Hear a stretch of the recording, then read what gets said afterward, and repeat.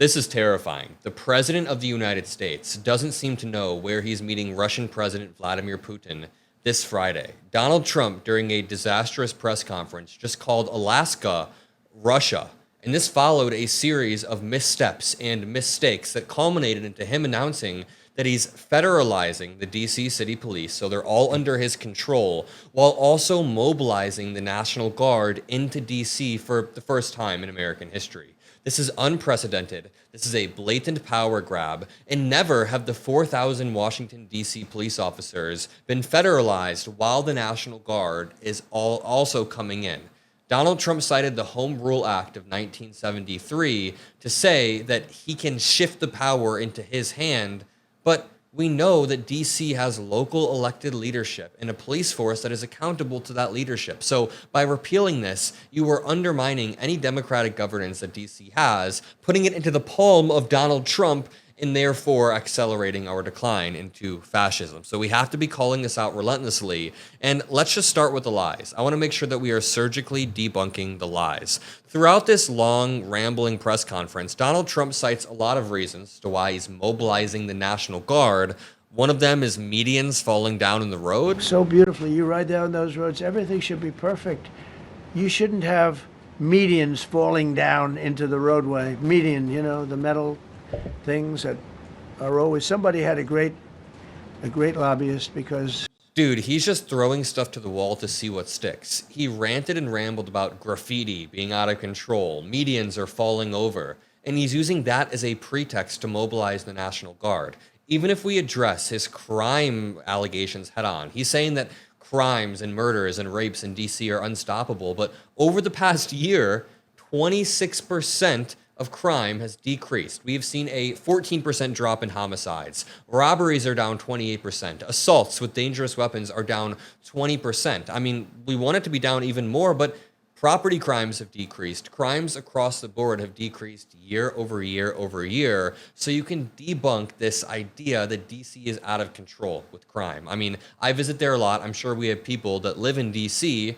Sure, it has probably the same amount of crime as Chicago. It's probably relative, meaning 99% of the city is completely fine, and there are areas that are a little bit more rough. That's how every single city works. The idea that you need to mobilize the National Guard because of graffiti and falling medians is insane. This article reads, Trump to deploy National Guard to D.C. and federalize city police.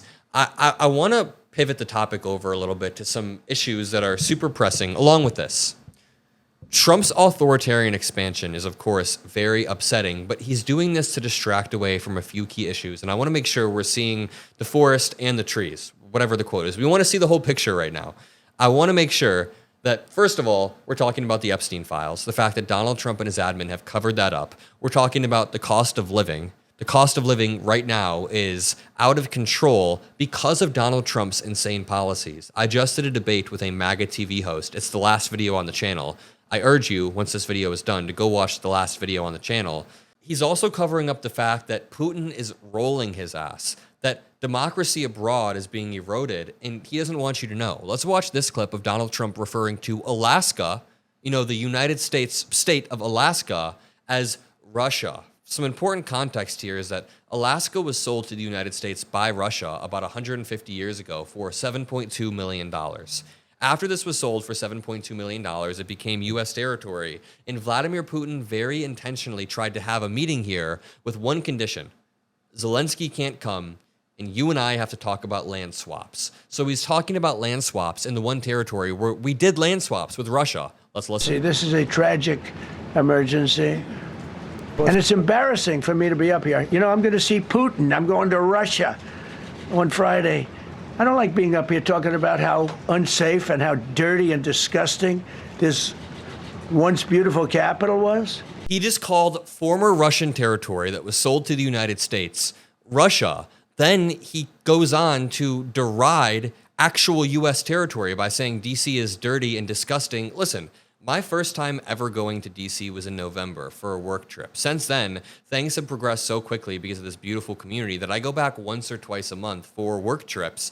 And I always tell my friends there in DC, this is a beautiful place. This is a really beautiful place. I'm always commenting about how DC is clean, it's beautiful, it's like Chicago with less tall buildings for obvious reasons.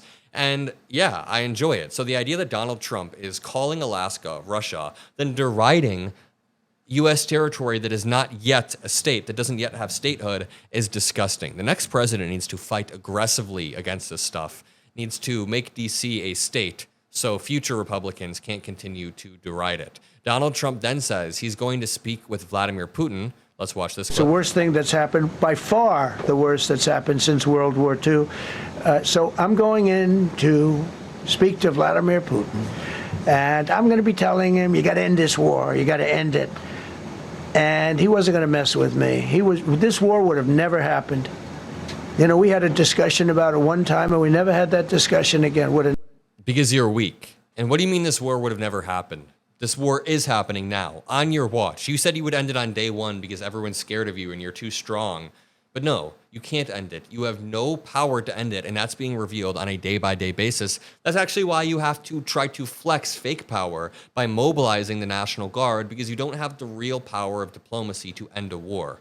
Joe Biden didn't have to mobilize the National Guard to multiple states against the explicit objection of the governors like Newsom in California, and then, well, D.C. is not a state, but we still mobilize the National Guard. Trump did.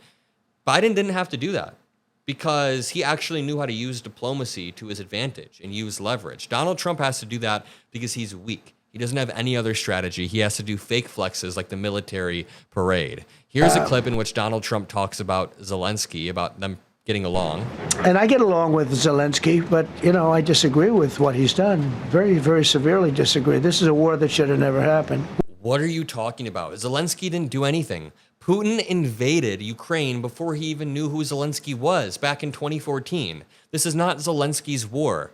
Zelensky has fought tooth and nail to stop the deaths, to stop the war, and Donald Trump has not helped him. Donald Trump has actually yelled at him in the Oval Office, so for him to gaslight and say now that he gets along with Zelensky, I find it disgusting. We need people punching back against this stuff hardcore because, dude, Zelensky has gotten the short end of the stick time and time again because of Republicans, because of Donald Trump's weakness, and now he's going to say that Zelensky should have never let this war start. It is disgusting rhetoric. This brings me back to Donald Trump making the official announcement that he's invoking Section 430 of the District of Columbia Home Rule. And worse. This is Liberation Day in D.C. Actually, psych. What I am going to do is show you that the Epstein files are being urged to be released by every single party. 83% of Republicans want to see the Epstein files, 82% of MAGA Republicans, 90% of Democrats, and 86% of independents. Do not let Donald Trump's dumb distractions, his dumb authoritarian power grabs, move your attention away from the real issues. That being said, this is an important clip. I'm going to play it. And worse. This is Liberation Day in D.C., and we're going to take our capital back. We're taking it back. Under the authorities vested in me as the President of the United States, I'm officially invoking Section 740 of the District of Columbia Home Rule Act. You know what that is? He's doing whatever he can to escalate and try to inflame tension so we can have more distractions away from his failed policies. I'm going to leave it there. Make sure you're subscribed to the Adam Mockler feed, and I'll see you in the next one. Peace out.